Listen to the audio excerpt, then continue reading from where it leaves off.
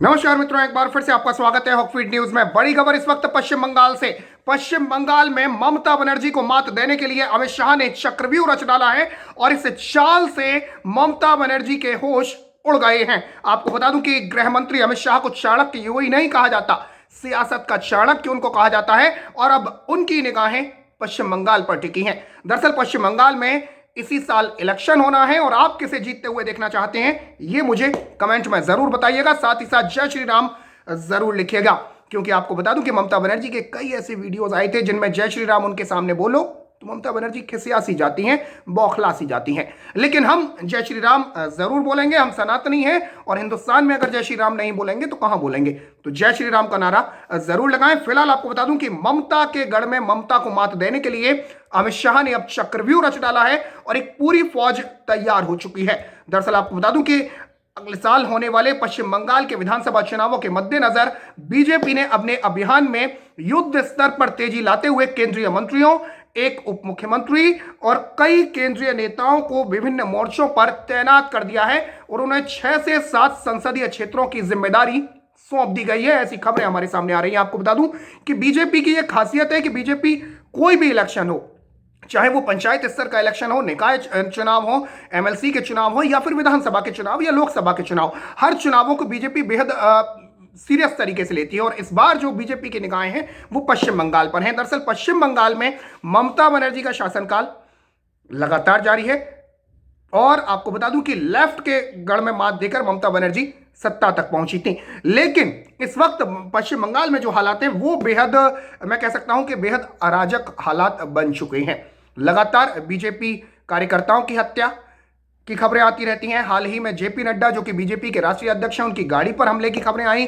कैलाश विजयवर्गीय जो कि बीजेपी के महासचिव हैं, पश्चिम बंगाल के प्रभारी हैं, उनके साथ तो यह तक कहना था कि अगर बुलेट प्रूफ गाड़ी नहीं होती तो शायद ही उनकी जान बच पाती। तो पश्चिम बंगाल में इस वक्त हालात बेहद अराजक हो चुके हैं, बेहद ज्यादा हालात बिगड़ चुके हैं और इस सब की वजह है अगले साल होने वाला विधानसभा इलेक्शन। दरअसल ममता बनर्जी इसलिए बौखलाई हुई हैं क्योंकि उनको यह दिखाई दे रहा है कि बीजेपी इस बार पश्चिम बंगाल में मोर्चा मारती हुई दिख रही है और ममता बनर्जी को सत्ता से हाथ धोना पड़ सकता है और यही वजह है ममता बनर्जी की बौखलाहट की। खैर, आपको बताता हूं कि अमित शाह ने किस किस को कहां कहां लगा दिया। दरअसल पार्टी सूत्रों से मिली जानकारी के मुताबिक केंद्रीय गृह मंत्री अमित शाह इस हफ्ते आखिरी में राज्य का दौरा कर सकते हैं। वहीं केंद्रीय मंत्रिपरिषद के उनके सहयोगी गजेंद्र सिंह शेखावत, संजीव बालियान, प्रहलाद पटेल, अर्जुन मुंडा और मनसुख भाई मांडविया अगले कुछ दिनों के भीतर पश्चिम बंगाल का दौरा कर सकते हैं। इसके अलावा आपको बता दूं कि जो बड़ी खबर आ रही है उसके मुताबिक उत्तर प्रदेश के उप मुख्यमंत्री केशव प्रसाद मौर्य और मध्य प्रदेश सरकार में वरिष्ठ मंत्री नरोत्तम मिश्रा को भी पश्चिम बंगाल की जिम्मेदारी सौंपी गई है। और केंद्रीय मंत्री पटेल से जब उन्हें पश्चिम बंगाल में मिली जिम्मेदारी के बारे में पूछा गया तो उन्होंने इस बात की पुष्टि की और उन्होंने बताया कि उन्हें उत्तर बंगाल में पार्टी की चुनावी तैयारियों का जिम्मा सौंपा गया है। इस बीच आपको बता दूं कि योगी आदित्यनाथ को भी बीजेपी ले जा रही है पश्चिम बंगाल। आपको बता दूं कि योगी आदित्यनाथ ने हैदराबाद में भी चुनाव प्रचार किया था और जहां जहां योगी आदित्यनाथ, उत्तर प्रदेश के मुख्यमंत्री योगी आदित्यनाथ जहां जहां गए थे वहां बीजेपी को जीत मिली थी।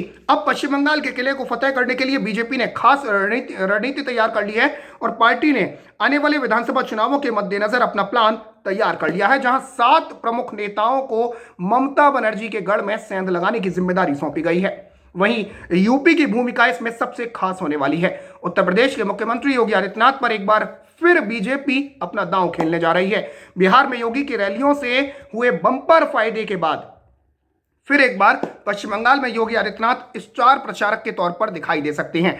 आपको बता दूं कि इस बार उनका साथ देने के लिए डिप्टी सीएम केशव प्रसाद मौर्य को भी पश्चिम बंगाल भेजने की तैयारी चल रही है। योगी आदित्यनाथ को एक बार फिर बीजेपी पश्चिम बंगाल चुनाव में स्टार प्रचारक के तौर पर प्रमोट कर रही है, ऐसी खबरें आ रही हैं।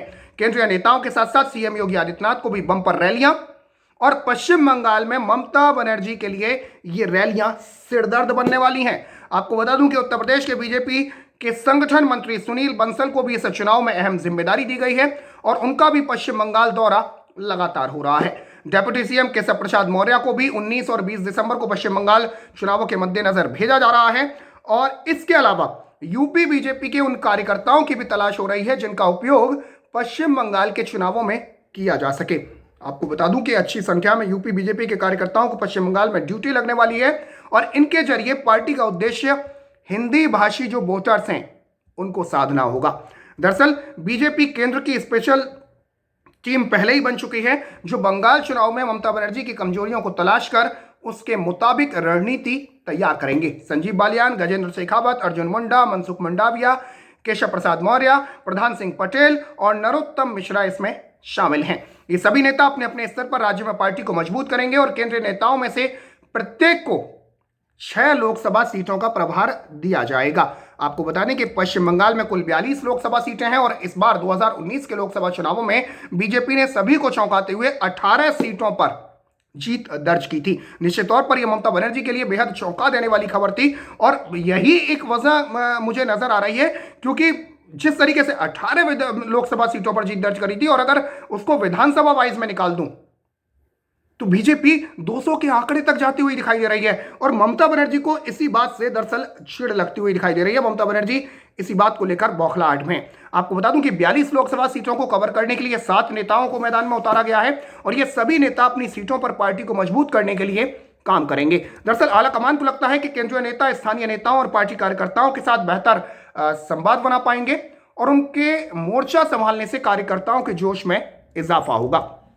केंद्रीय गृह मंत्री अमित शाह 19-20 दिसंबर को 2 दिवसीय यात्रा पर बंगाल आ रहे हैं और इस दौरान वो नेताओं के साथ अलग से एक बैठक करेंगे। मिदनापुर से लौटने के बाद अमित शाह 19 दिसंबर की शाम को कोलकाता में सभी नेताओं से मुलाकात करने के बाद उनके लिए योजना का जो खाका है वो तैयार करेंगे। हाल ही में आपको बता दूं कि जेपी नड्डा भी गए थे पश्चिम बंगाल के दौरे पर, जहां उन पर अटैक हुआ और उसके बाद आने के बाद जेपी नड्डा कोरोना पॉजिटिव हो गए। हाल इस वक्त वो क्वारंटीन है, लेकिन जेपी नड्डा पर जो हमला हुआ था उसको भी केंद्र सरकार इस वक्त बेहद सीरियसली ले रही है। और आपको बता दूं कि सियासी जो तनातनी है ममता बनर्जी और केंद्र सरकार में, वो अब एक सीरियस रूप जो है वो लेती हुई दिखाई दे रही है क्योंकि आपको बता दूं कि बंगाल के 3 पुलिस अधिकारियों को केंद्र में तैनात कर दिया गया है। ममता बनर्जी बौखला चुकी है। ममता बनर्जी ने इसे असंवैधानिक बताया है, कानून के खिलाफ बताया है, लेकिन गृह मंत्रालय ने आईपीएस कैडर रूल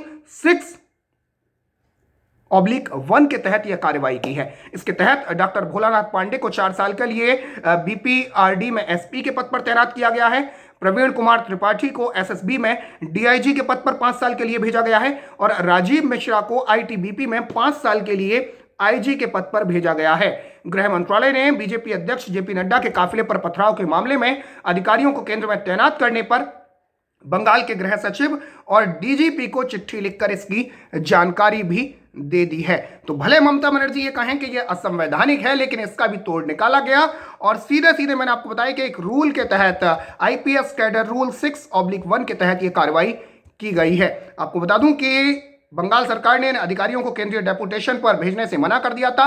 पहले इनको डेपुटेशन पर बुलाया गया था, इनको मना कर दिया गया और अब इनकी केंद्र ने ड्यूटी ही ले ली है। इससे पहले आपको बता दूं कि पश्चिम बंगाल के डायमंड हार्बर में बीजेपी अध्यक्ष जेपी नड्डा के काफिले पर हमला किया गया था और नड्डा के बंगाल दौरे के खिलाफ प्रदर्शन कर रहे लोगों ने डायमंड हार्बर से गुजर रहे उनके काफिले पर पथराव किया था। इस काफिले में बीजेपी के महासचिव कैलाश विजयवर्गीय भी शामिल थे और वो बाल बाल बच गए थे। तो फिलहाल के लिए इतना ही। अगली खबर आप तक जल्दी लेकर आते हैं। तब तक के लिए जय हिंद, जय भारत, नमस्कार।